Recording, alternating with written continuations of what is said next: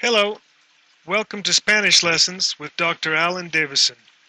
The videos in this series are designed to be used with the Blurtso El Burro graded Spanish reader. The reader is available at Amazon.com or through my website at blurtso.com. Have fun! Today we will look at the conjugated forms for the past subjunctive. Okay, in the present subjunctive we looked for the yo form of the present indicative to get the root for the present subjunctive. In the past subjunctive, we look for the third person plural preterite form. So let's try a few verbs. Let's say the verb is comer.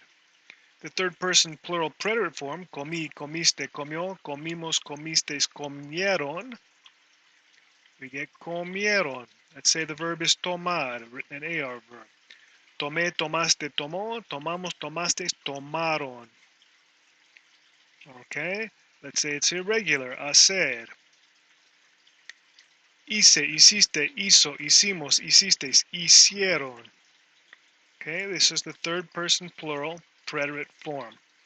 Okay, what we do then, we find that form, whatever the verb is, and the past subjunctive is very regular in this sense. It always is based on that third person plural preterite form. Then we drop the RON. Okay, so let's try comer. Take the root.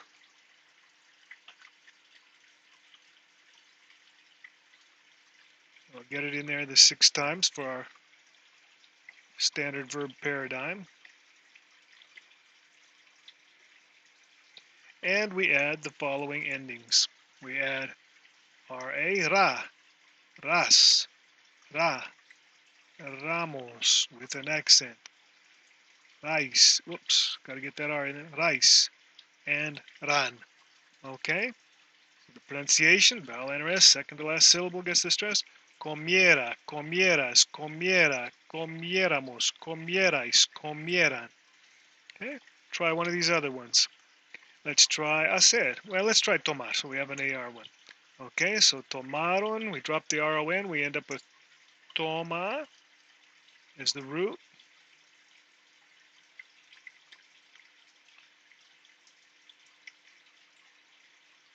And we add those same endings again. Tomara, tomaras, tomara, tomáramos, tomarais, tomaran. Okay, doesn't matter if it's ER, AR, or IR. We add those RA, RAS, RA endings. Okay, one more. Let's try another irregular one. Let's try ir. The third person plural preterite. Fui, fuiste, fue, fuimos, fuisteis, fueron. Okay, drop the RON. Take the root.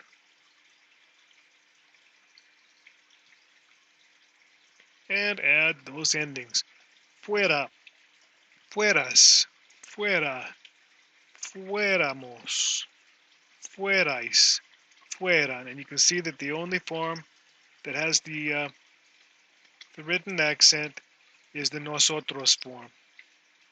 That's to get the accent on that fue, fuera, fuéramos. Okay? Now, it should be mentioned that there is an alternative set of endings. This set of endings is not used very much. It has the same meaning as the RA endings. You'll hear this in sometimes more elegant speech, let's say some sort of a formal public speaking engagement or something, or if you want to sound even more courteous with in the use of the past subjunctive. It has the same meaning. Remember, this is past subjunctive, just the past tense in the subjunctive mood. Comiera means I ate. Comieras, you ate. Comiera, he ate. Okay, we'll talk about when to use the subjunctive more in the next lessons. The alternative endings, let's go back to the comer and get our roots again based on that third person plural preterite form.